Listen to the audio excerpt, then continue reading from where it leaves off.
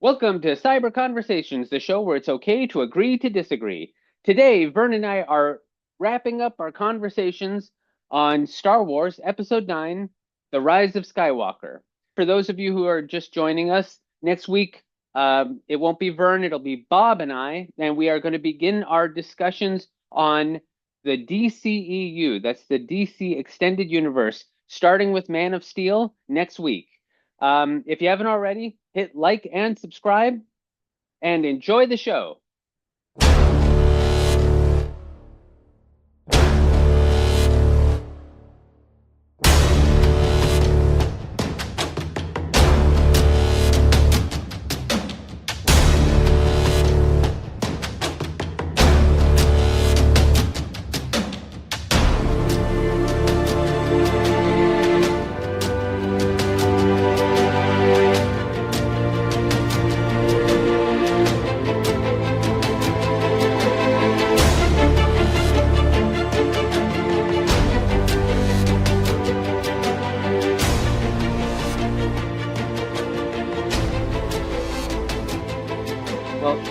But not for nothing, I always got the impression that Qui-Gon was stabbed right in the middle of the chest, like between his ribs, right through his heart. Yeah, it also seemed like it severed his spine. Yeah, at the very least, it seemed close to his heart. You see where the lightsaber comes through the backside, and I'm pretty sure that lightsaber it disintegrated his, a few vertebrae of his spine. Yeah, so and it looks different because when you see Kylo Ren, it's definitely going through his side, in his stomach. Yeah. Like under his rib cage to the left, I believe. Yeah. Yeah. So I mean, it's nowhere near the same spot. So that's the only thing I'm saying is that. So she heals him, and I'm cool with that because we already had a precedent set for her having this weird new Force healing ability. Yeah. Which makes perfect sense. The Force is generated by living things. Why? It's kind of weird that we never got to see any of those Jedi in their prime. None of them were gifted for healing. In fact, we never even got a chance to see like the Jedi nurse.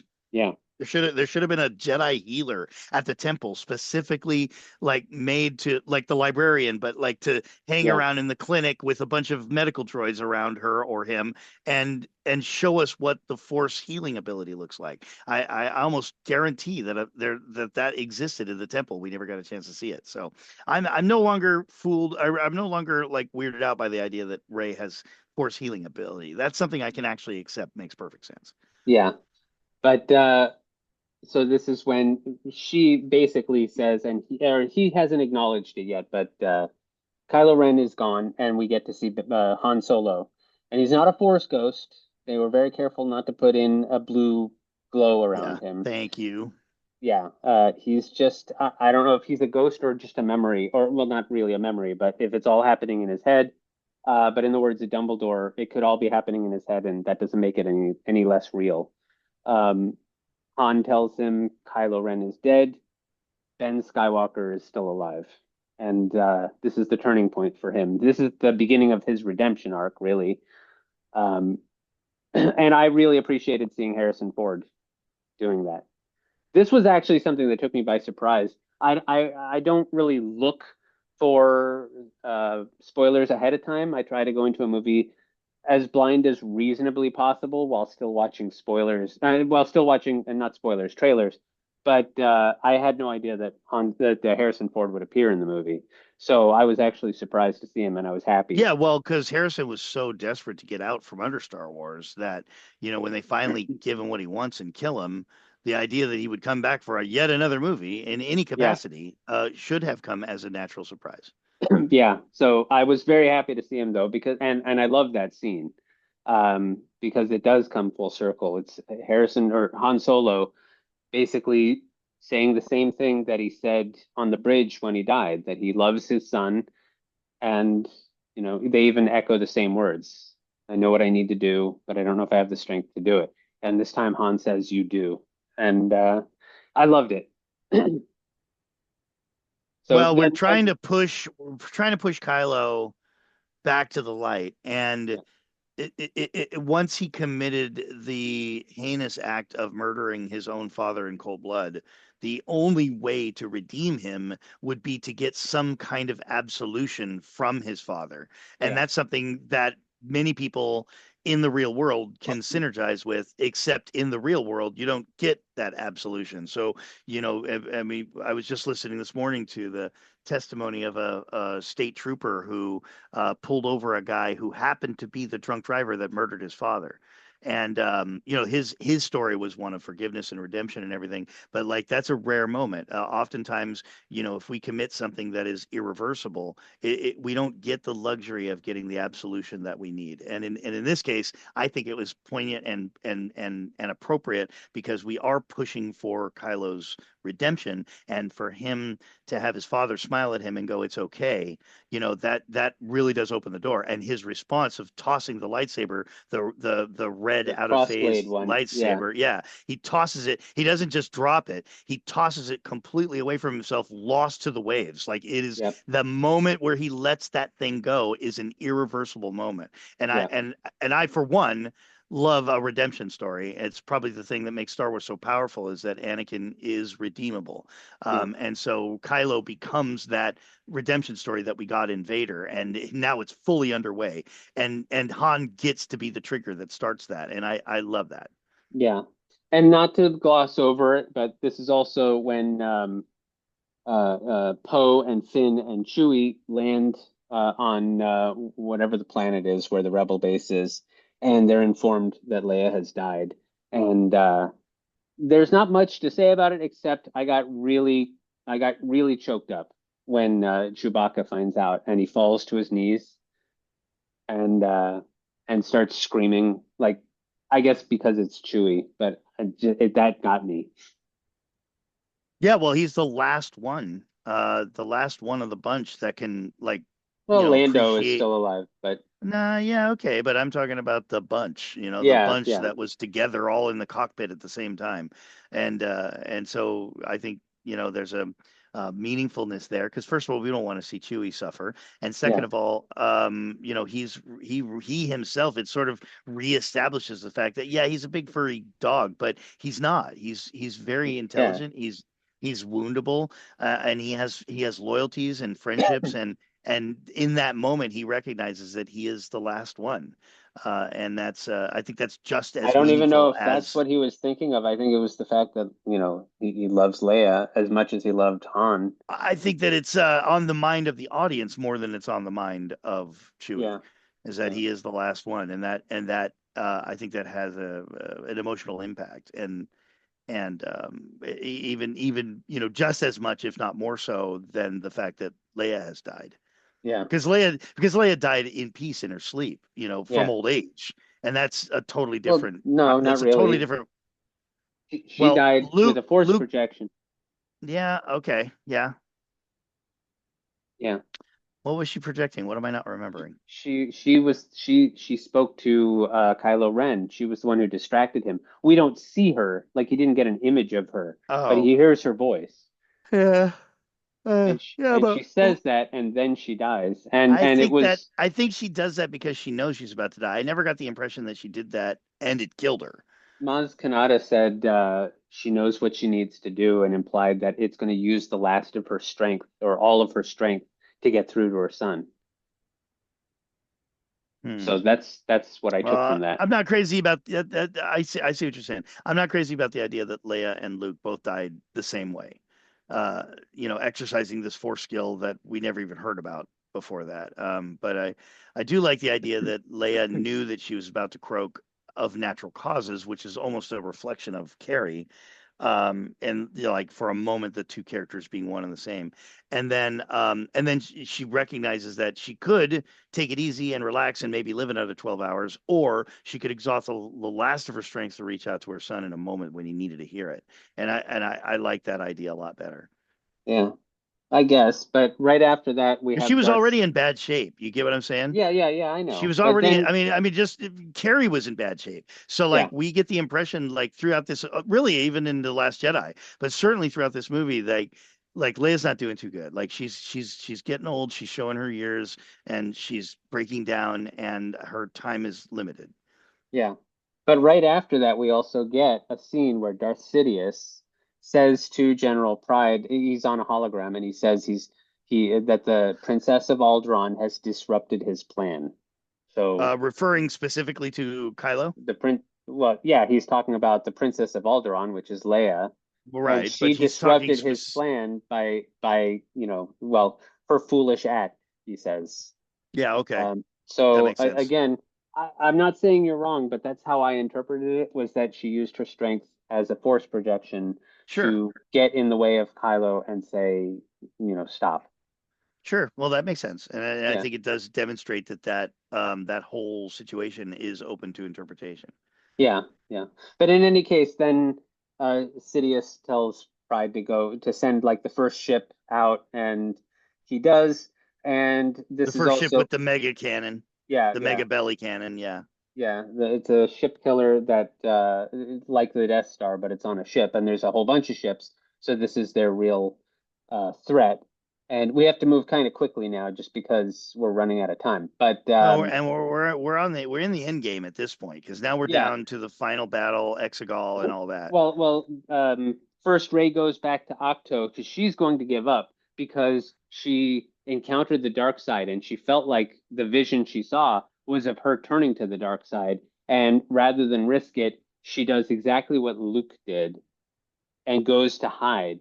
But then Luke has had a change of heart, and when she throws her lightsaber, or his lightsaber, I guess, into the fire that she is building, he catches it. His Force Ghost catches the lightsaber, and a lot of people got angry about it because he says a weapon of a Jedi deserves more respect, and people like the fandom were like, didn't you just throw the lightsaber behind your back in the last movie?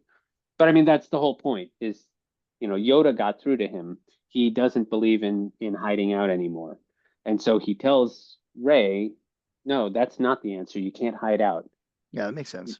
So, and then, and just to skim over it, because we don't really need to talk too much about that, but we do get something that I loved, which is she says that she doesn't have a ship, and he pulls his old X-Wing out of the water, just like Yoda did, and they do play the same music, but this time I think it works because instead of focusing on what happened in The Empire Strikes Back and not paying attention to what happened in this movie, instead I was paying attention to what happens in this movie, and I could see the similarity because in that movie, Luke didn't believe that it could be done, and Yoda demonstrates it to him and lifts the X-wing out of the water. And now in this movie, Luke does it, and so I like that. Well, Luke is the master now. Yeah, yeah, but he has learned the lessons that Yoda was trying to teach him, and now we knew it already, but now we see it. Now there's Okay. lots to say about the space battle, but let's not talk about it because for the most part, Too much detail. yeah, it is a good space battle. I liked it. I will say real quick because something that I didn't realize at first, but we do see a small what is apparently a younger Mon Calamari, and that is Admiral Akbar's son. Oh, Colonel cool. Okay. Akbar. So Okay. I did not know just that.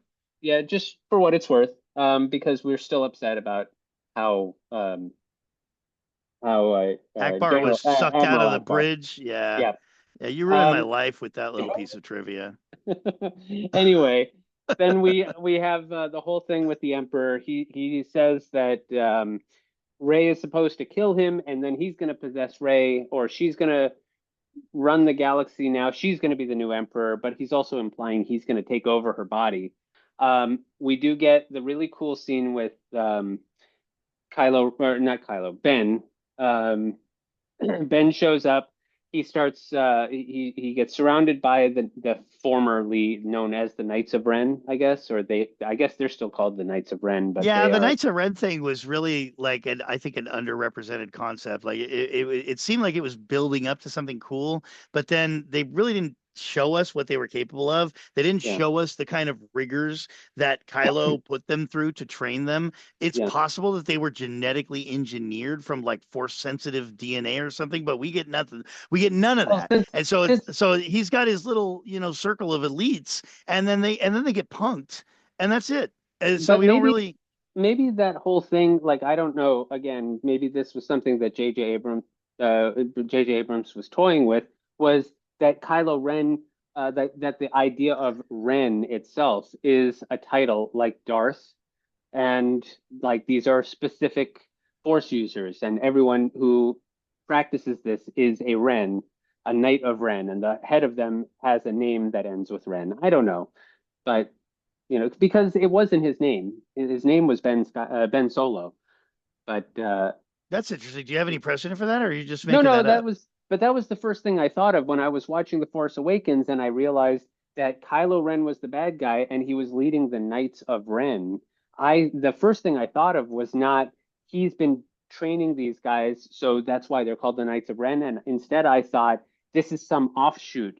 They're not Sith because there can be more than two, but they're called Knights of Ren. I don't know. I don't know what Abrams was thinking, so I don't know what it was supposed to be. But that was my first take on it, was that Ren was a title. That's interesting. I've never thought about that before. I've never heard anybody talk about that before, and I'd like to hear. I'd like to hear more from somebody that's done the homework because it is not impossible. You could be correct.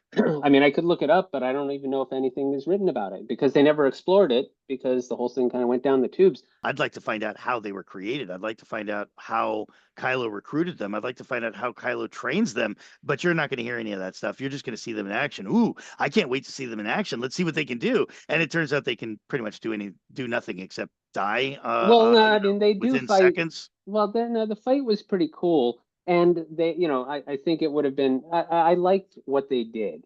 He doesn't. He's unarmed because he threw away his lightsaber.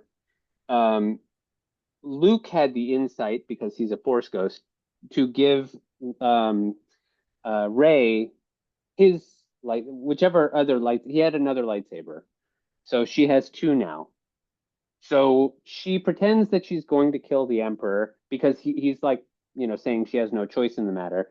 And he's like using the Force lightning to destroy the ships in the air. So to stop him, she says, okay, I'll do it. I'll kill you. And she puts the lightsaber behind her back. And then through that same connection that we already saw between Ben and Rey, Ben is able to take the lightsaber from her. And now he has a lightsaber, and that's how he fights the Knights of Ren. And so Yeah. I'm okay with the fact, like I thought it was a good. I didn't feel like it put them down because it was still a badass fight scene. He's just better at fighting than they are, and he has a lightsaber. He's not Which makes unarmed. sense. Which makes Yeah, sense. I mean, Vader trained some pretty big badasses, but he would never train somebody capable of defeating him. yeah, yeah. So I like that, and I do like the fact that when he first gets the lightsaber, they all stop, and he does that shrug, which is the Han Solo moment from Return of the Jedi, where he like tapped the stormtrooper on the shoulder and then ran away. Yeah, The yeah. I know stormtrooper exactly follows what you're him, talking about. and then they showed up, and he's like yeah, same thing. Yeah, So I like that. anything we can get out of Ben that allows us to be able to see his mother and or his father in him would have been a good thing. Because Yeah, like we bring him out and he's covered in black and he's got his mask on and he's our big bad, but then when we realize that he's the son of our heroes, like anything, especially post redemption, yeah, anything that we can get from him that's like, aha, he really is Leia's son, yeah, like I think that's a cool storytelling move, obviously. yeah, yeah. So I like that shrug that he does. Um, and then they have the fight, and then eventually he shows up in front of the Emperor, and the Emperor tries to lightning both of them, and because they're a dyad in the Force, it rebounds, but it heals the Emperor, and you see his hands growing back, and he comes to the realization they're a dyad in the Force, and if he sucks their life force power, he's not going to need Rey anymore. So now he's going to kill them both, and he's just going to rule as himself. And then he tosses Ben down an abyss. Setting aside all the storytelling and just getting down to Star Warsy goodness. Like the end of Rise of Skywalker is J.J. Abrams going, okay, it's been a mess. It's been real hard getting here, folks, but let's go out with a bang.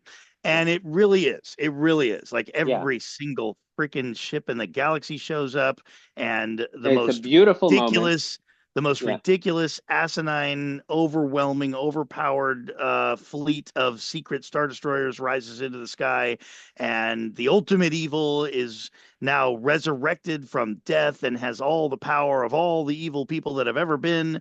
And the ultimate good guy is now, finally realized who she is and what she's supposed to be. And she has all the goodness that's ever been gooded in any good person that's ever lived all on her side. And it's like, I mean, honestly, it all gets kind of overwhelming and ridiculous, but at the same time, it is epic, epic Star Warsy goodness. And you Yeah. get the personal fighter stories, you get the giant capital ship battles, you get the almost religious struggle, a sword fight down on the surface, you get Mm. the climactic clash between good and evil happening simultaneously, and then when Palpatine starts rifling his lightning up through the atmosphere of the planet and using the ships to channel it outward, like suddenly you have like when the Emperor and Vader and Luke were in the Death Star watching out the window, it was all about getting Luke to get on the dark side.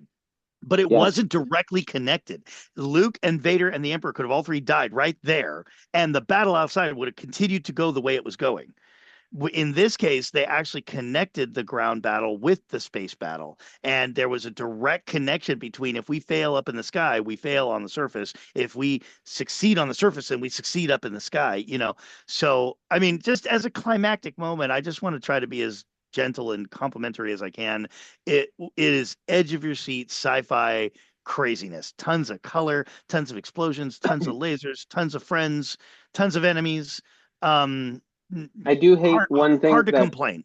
there's one thing that I do hate to say, and it's something that I didn't even realize until just now, looking at Wikipedia as we're going along, is that during this battle, the Tantive 4 ship, which is from A New Hope, gets destroyed, and on it is Nien Nunb, and this is how he dies. What What am I missing? Nien Nunb? You remember him? No. He was the guy sitting next to Lando on the Millennium Falcon when they destroyed. Oh, the guy with the big jowls. Yeah, Wasn't he from Sullust? I never knew what his name was. his name was Nien Nunb. I'm not sure if he was from Solus, but Oh, okay. yeah. So this is But how I he think. died. Oh, okay. Oh, that Well, I'm sucks. upset about that, But and with it all was with the all the other yeah. characters we've seen died, like that's not It's a not much big of a thing to me. surprise, Yeah, but yeah. but we do get to see Wedge back, and Yeah, Wedge yeah. survives again. He's a Celestin. He's from Sullust. Yeah. That's Okay. what they look like. But I was happy that they brought Dennis Lawson in to be Wedge one more time, and Wedge survives again. Wedge is the perennial survivor. Yeah, we love Wedge. Yeah. Wedge is probably one of my favorite Star Wars characters because he's always there. He's always there, but he never gets really a whole lot of credit, and he seems to survive through everything everybody else dies through. Hmm. And he was there in the beginning, and he's there in the end, and he just doesn't get the credit that he deserves. And I Yeah. love every part of that about him. And not for nothing, but of course he's also Obi-Wan's uncle. He's also Obi-Wan's uncle. I mean in real life. Dennis Lawson Oh, is Ewan oh, is that McGregor's right? uncle. Yeah. You got me on that one. I had no idea. Yeah. That's funny. That That's whole funny. family is, He's Ewan McGregor's uncle. How yeah. And poetic. of course, Wow. Ewan McGregor is married to Mary Elizabeth Winstead, who played Hera in Ahsoka.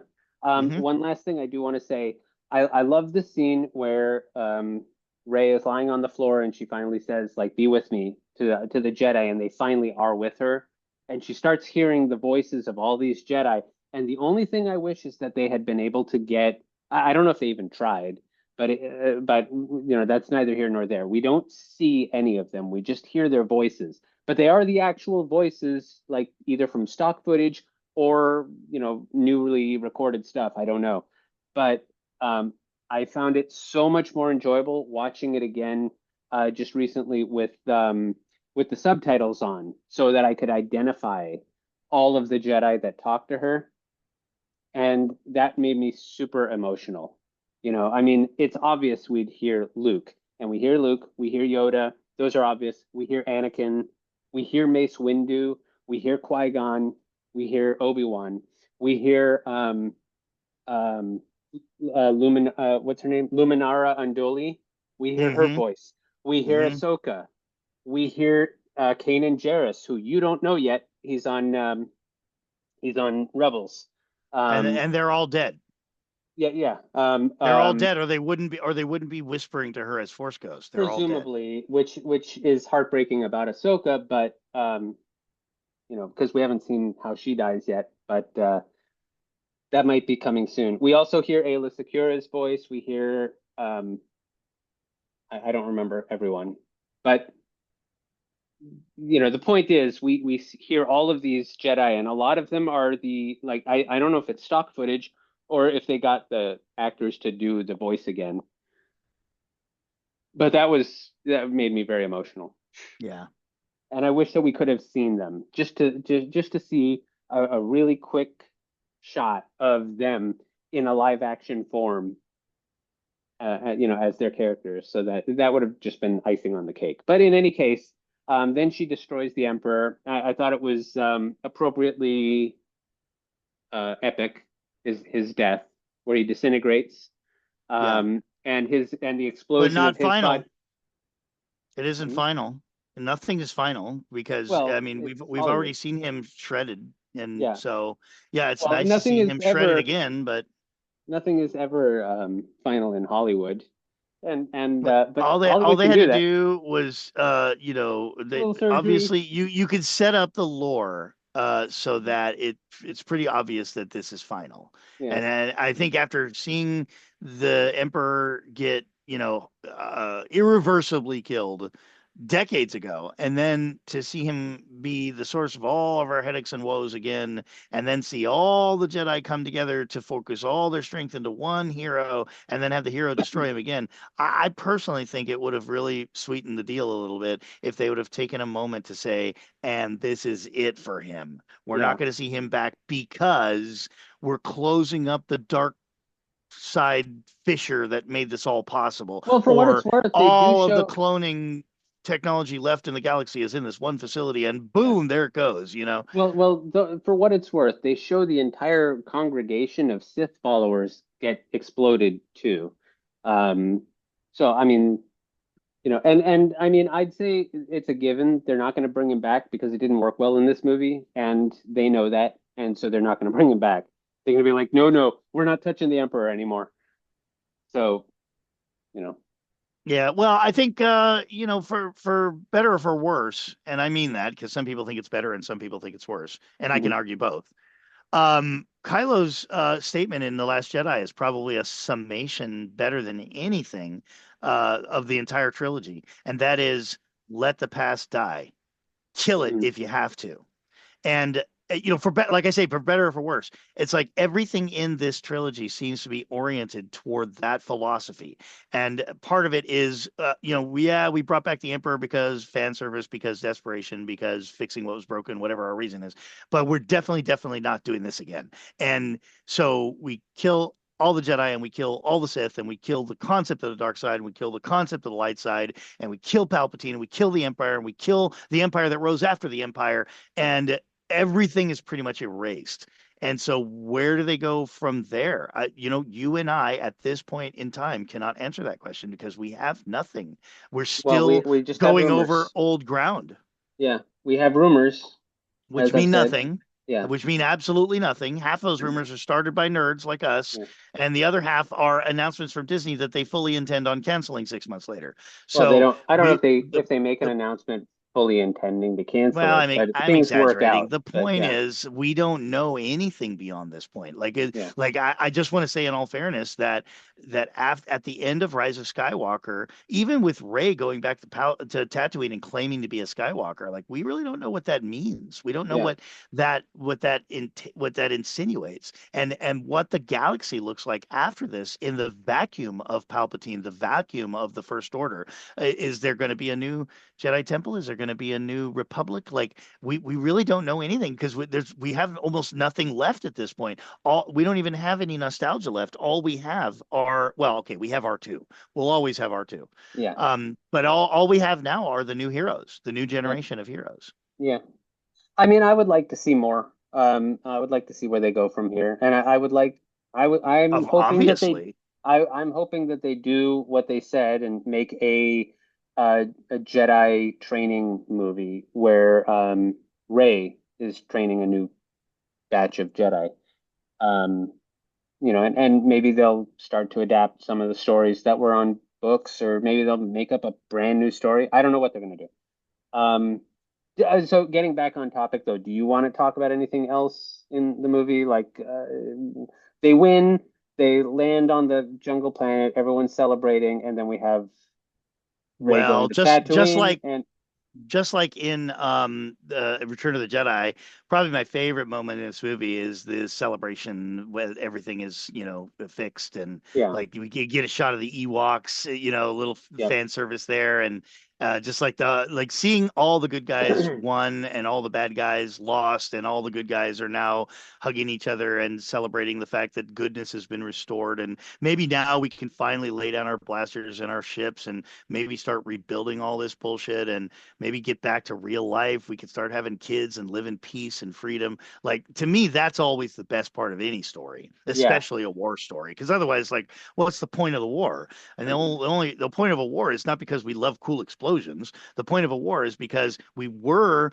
building things and building families and building buildings and building civilization, and then all of a sudden some maniacal self-centered dictator comes along and fucks everything up, and now it's gotten so bad that we actually have to put down our children and put down our hammers and pick up our blasters and our X-wings and go to war. And that means a whole bunch of us are going to get killed, and we're going to have all these raunchy wartime pains that we have to go through. But then eventually, finally, if goodness is on our side, the dictator's going to burn and everything he ever built is going to burn. And now we can finally breathe and scrape off all the damage and go back to what we were doing before, which is building civilization and building little families.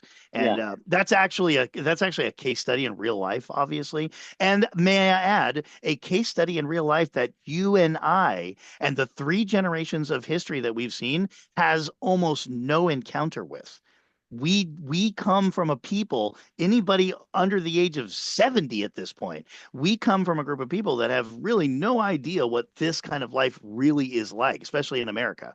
We don't know yeah, what this kind of, we think we do. We think we do because we have these little internal calamities and we watch these conflicts happen on the other side of the planet and we think we're experienced. But that is not what the vast majority of humans throughout history have had to deal with. When you have to deal with this level of destruction and loss, we actually, I think, feed that. God, I hate to say need, but we have this almost instinctual calling to wonder what that's like because most of our ancestors have had to live through this. And so we yeah, create these crazy mythologies to sort of simulate it and see what it would feel like. But ultimately, just like a person who's actually seen real battle, they're not super excited to come back and watch war movies and play video games where they're shooting people just like they were doing in Afghanistan. right, These are people that have already had their fill and they've seen what it's like to drown in blood and guts and see suffering and lose friends, and they just want peace. And yeah, I think that peace, when we came back from World War II, that desire for peace to lay down our arms and pound out some factories, I think that's really what built a lot of human or well, not just American. World War II. I mean, there's also the Vietnam War, Well, I'm and calling and back to World War II because it was a massive conflict that involves every single one of us and scarred every mm, single one of us. And when it was over, we saw an unprecedented rise in population and in yeah, prosperity and in production. None of that is translatable to the Vietnam War. true, None of it at all. true, So, like what we see here in Star Wars is more akin to what we may have, like our great grandparents experienced in World War II. And that yeah, is, everybody was thrown into this conflict. Half of us got killed. We've got to mourn our dead. We've lost our children. We've lost our wives, our husbands, our brothers. And now finally that evil is gone, hopefully for good. And we can get we back have to that what life is picture, really all right? We about. have that picture of the sailor and the nurse. Yes. I forgot the Exemplary. names. I forgot their names, but Exemplary. that's Yeah, but the yeah, guy who took that picture became world famous. He yeah, still is. yeah, It's exemplary. It wasn't. It's not that spectacular a picture. It just captures something that is so. It's an entire novel in yeah, one visual, and we yep, all understand it. And so So like that may be the very reason why Return of the Jedi is my favorite of the original trilogy, and that is the one part of this movie that I really really love, is that finally it's all over. All this war, we love the wars, we love the Yeah. wars, I get it, we love the lasers and the robots and the Well, blasters and that's the where the explosions, conflict is, and you can't have right, a moment of victory without conflict. without the conflict. But the purpose of the conflict is to have the moment of victory. And Yeah. so seeing that moment where everyone, where all the bad guys are dead and all of their machines are destroyed and smashed, and the good guys, whatever, however many of them are left, they're all, thankful, and they're hugging each other, and there's joy and there's plans for the future, and we can finally get back to rebuilding. For me, instinctually, that is a beautiful moment, and I love to see that in any movie, because I'm sure if I ever experienced it in real life, I would also love to see it there as well. So, last but not least, do you want to say anything about Rey going back to Tatooine, or is there really nothing to say? Geez, man. I hope I've earned myself a reputation as being somebody who always has something to say about everything. But Well, you don't have to say anything. I don't mind if we honestly, ended right there. this one, this one, I'm gonna go ahead and plead the fifth, because I'm just baffled by the way they ended this whole thing. I actually I hate to say it, but I love the way they ended Last Jedi better Yeah. than I love the way they ended this movie, because it really felt like they had no idea where they were going with this, and they were almost out of time, so they had to do something, and they did something random, I do and get it's very confusing. I do get the sense that it was again, J.J. Abrams probably didn't know anything about Star Wars and said, "Well, throw him in the Lars homestead because that's fan service and we got to see it again." And so she goes back there for no reason. Yeah. And I agree. Like it doesn't really There's make a whole lot so of sense. many ways that it doesn't make sense. Like first of all, the most shallow layer is she lived on Jakku as a slave, and was basically on the verge of starvation, roasting her ass off in the dry heat in the sand. And after everything she's been through, she could literally put her roots down anywhere in the galaxy. Let's say the core of the galaxy. Let's say she goes back to Coruscant, where it's likely that she'll be able to start putting back the Jedi Council, but she picks Tatooine Yeah. for no reason at all. Like, I mean, just on that basis alone, that's weird. Well, we But don't know if I could she's go gonna on. stay there, but I yeah. know. I mean, it But looks like it. she shows up at the Skywalker Ranch as if she's about to take over the premises. And then Yeah. when a local shows up and goes, "Who are you?" She says, "Well, I'm part of this family that own this place, so I'm going to be here for a while, get these moisture Yeah. evaporators working again." So Yeah. like all dialogue indications are she's planning on putting down roots on Tatooine, and it's like, Yeah. what? Yeah, no, and I agree. That doesn't really make sense. I don't have a problem, despite everyone else getting angry about it. I don't have a problem with her taking the name Skywalker. I I don't don't care. either. I don't either. I just don't know what the precedent is. Like, she's clearly not a Skywalker. She kind of made it up right there in the moment, and they Yeah, present it as though it's some kind of, some kind of big deal. Like, it's like, oh, there it is, the answer to all yeah. the mysteries. No, it's My not. daughter It's not thinks a. that my daughter Yeah, go thinks she ahead. should have said Solo, but that's again because my daughter Um, wanted her to be she wanted her to be with Kylo Ren, and this would be like an affirmation that they were somehow married or something. I well, think, I love yeah, the I fact mean, that your daughter is such a fan that she's thinking about these things. Like, she's had yeah. some interesting ideas, and I didn't know that I she was watching personally it like think that that. it would work to say Solo because her first mentor was Han, and Luke became her second, her Jedi mentor. But either one, Solo or Skywalker, I'm happy. I don't really care. She doesn't have a last name. She needs a last name. This is her last name. Or she does have a last name, but she doesn't want to be called Palpatine, and I don't blame her. So, And I'm not sure. I'm not 100% sure. I get it. The movie kind of established it, but really considering the source, I'm not 100% sure that Rey is a Palpatine. I think after three movies with her, nobody really knows who she is, including Rey. And so she decided to be a Skywalker because some old lady pressed her and she filled in the blank at the moment. But I don't know if that doesn't mean by that night she started thinking about it and regretted it and decided to be somebody else. Nobody knows who she well, is, including we Rey. know that she is a Palpatine because that was like even the Emperor was convinced that is why he was planning on having her take over because he knew she was a Palpatine, and he had been basically grooming her from afar to be his, for lack of a better word, vessel.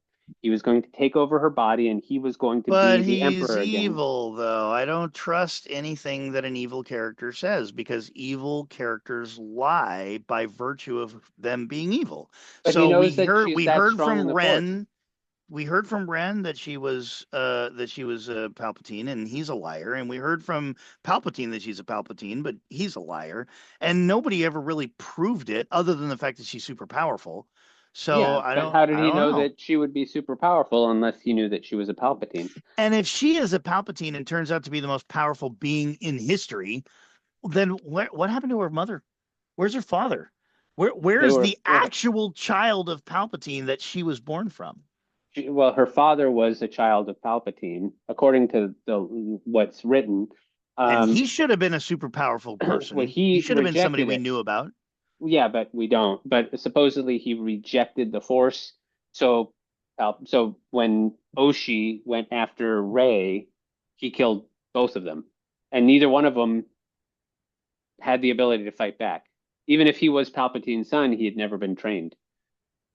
I mean, I don't know, but that's my Yeah, that's assumption, and that's I yeah, think what I they're get it. trying to I say. get it. And then you just summed it up right there. Like we don't know.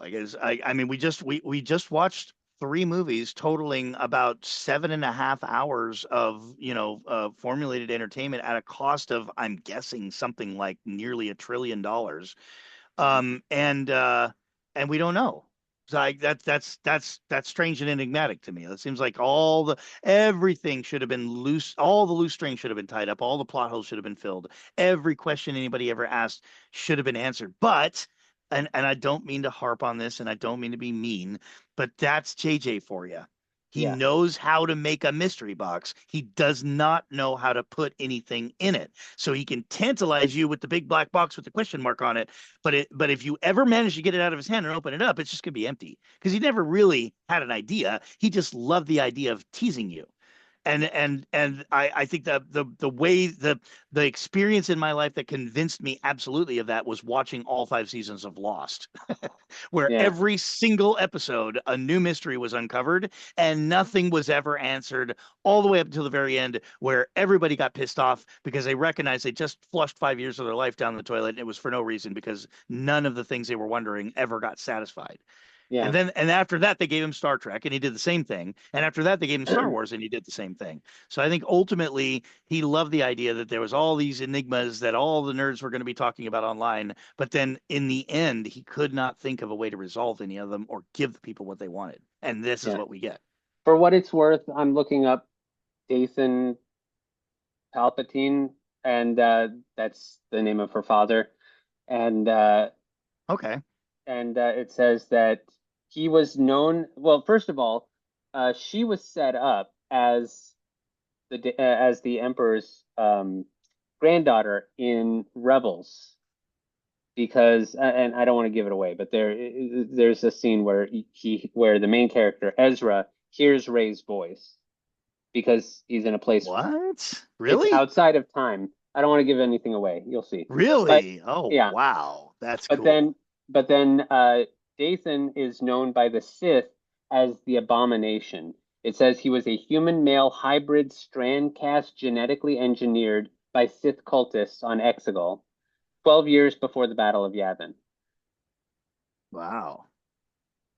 And but he did not have a connection to the Force, so he was deemed a failure by his father, and he was referred to as a useless creature. And Dathan rejected him and the ways of the Sith and escaped and married Miramir, who gave birth to a daughter, Rey. So that's So why where does this information come from? Wikipedia. Okay, so it's canon then that Rey is Yeah, in fact I a don't know where Palpatine. their Okay, sources. I mean, I all can right. look it I up, don't but like yeah, that, but I can accept it because it's canon, yeah. and I'll just have to deal with it. I mean, I'm sure that like this, it's got sources all over the place. I don't have time to look at them right now. I like the idea that Palpatine is a freaking liar and that no matter how powerful he is, no matter how in command he is at the moment, no matter how much you believe what he says, ultimately when you look back, you're going to find out he was never reliable, that he lied about everything in order to get what he wanted. And it turns out that Rey is actually the daughter of Well, whatever, Let's see. There's a fill book in the called Saga of anyone Rey. else. There's a book called Saga of Rey, and that it talked about it a little bit. And also That may there's not answer something. anything unless it's considered to be canon. It is, and there's also Shadow of the Sith. I assume these are books. Maybe they're comic books. I don't know. And something called what is this? Star Wars Inside Intel: Palpatine's Contingency. Um, all of these are on Wikipedia as they're cited as sources. So you can take that with a grain of salt, but that's what it says. Yeah, but okay. All right. Well, as of now, I will assume that Rey is actually legitimately Palpatine's granddaughter, Hmm. and I'll try to digest everything that she does and says from the beginning in that context. Yeah. I'm almost disappointed to hear that because it's just not how I would do it, and it doesn't make moral sense, and Well, it I think wasn't. it casts a pall on her character as well. Well, at least at the very least, the good news is that means that Palpatine didn't actually hook up with someone because this was just another clone. Gross. Yeah. But like you know what else? You know what else it does? It says that the dark side. Now, there's a whole bunch of lore about what created the Emperor in the first place and what ended up creating Anakin. There's a whole thing about how Palpatine is actually the one that used Plagueis's research to create Anakin using the Force. But all that aside, the reality is, if the Force represents life, then Palpatine was the closest thing we've ever seen in the Star Wars galaxy to an anti-force. He was the nothing. Hmm. And Anakin turned out to be the Force's last desperate prophetic attempt to try to destroy, to stop what Palpatine was doing, because what Palpatine ended up succeeding in doing is creating a merciless mechanized fascist empire that crushed and destroyed life everywhere it went, hurting the Force in every corner of the galaxy, wounding the Force. And so now what you're telling me is that for some reason that only J.J. Abrams can understand, the same living force that loves life because it is rooted in life, that brought about a chosen one to destroy this person who by himself did more damage to the Force than presumably any other single person in galactic history. That person had a genetic progeny who had a genetic progeny that the same Force that was wounded terribly by him settled on her and chose her and set her aside and empowered her with all the goodness of all the good guys all in one person. Like that makes no sense at all to me. There is no way you could convince me that the Force would have chosen this genetic heritage to settle all of its will and all of its goodness on.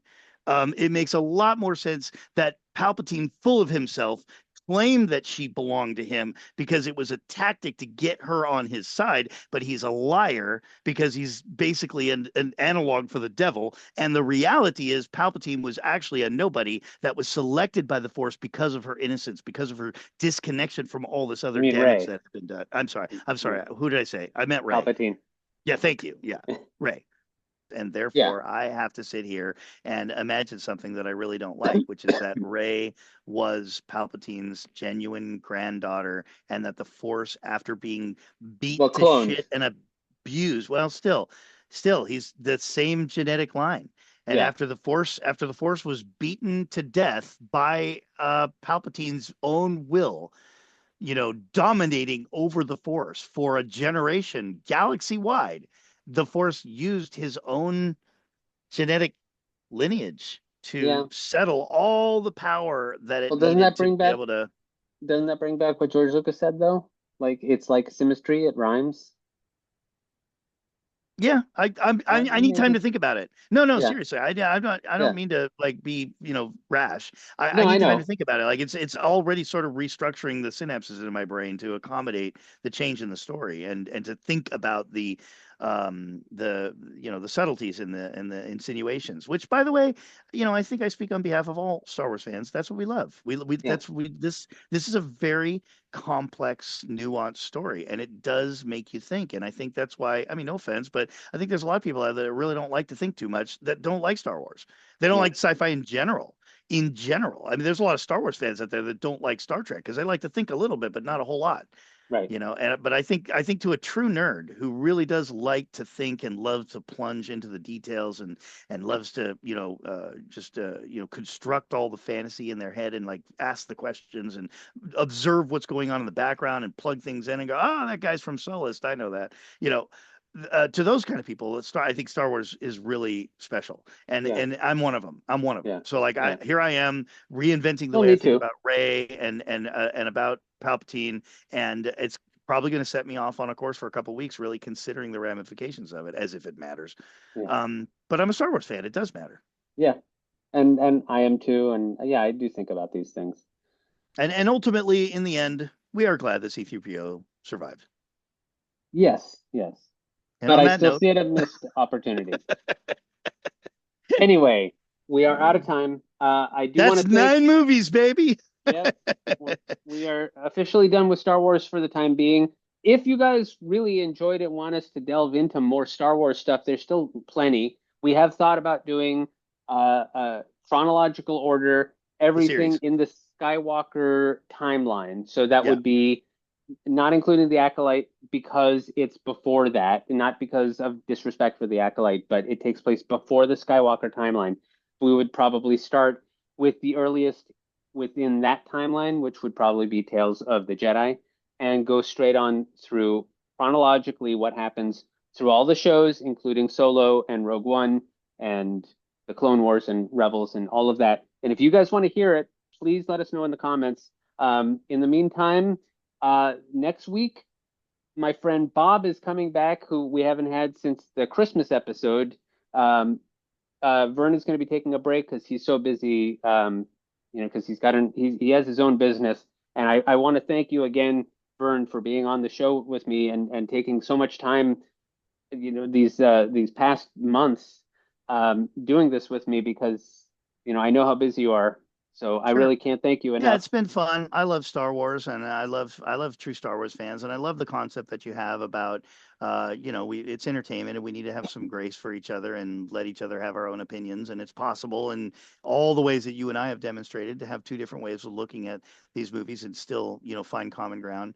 And I'm going to sign off. If anyone is still with us and they're interested, you can find the work that I do at vernhestonart.com or at olympicartforge.com. I've got my portfolio, my biography, and the board games that I invent and everything on that website there. I'm also on Facebook and Instagram. I'm real easy to find.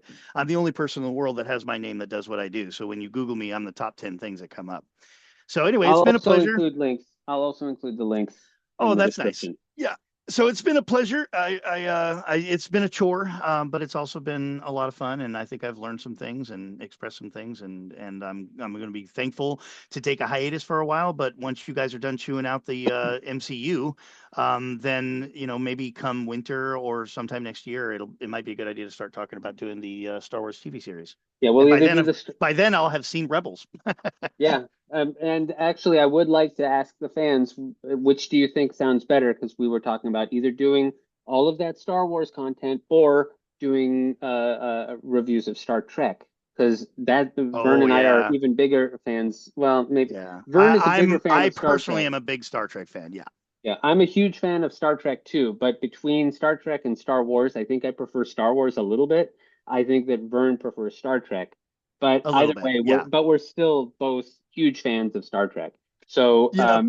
That's something we I were could really dig my nails into, but that's also something that would go on forever because Star yeah, Trek has a lot more media to talk about. So yeah. So I would like to ask the fans what you think sounds more interesting. In the meantime, next week Bob is going to be here, and we are going to start by talking about the DCEU. That's the DC Extended Universe, starting with Man of Steel and continuing up through Zack Snyder's Justice League. I don't know if there's anything that came after that, but I, I'm not completely sure. In any case, we'll find out. So I hope to see you there.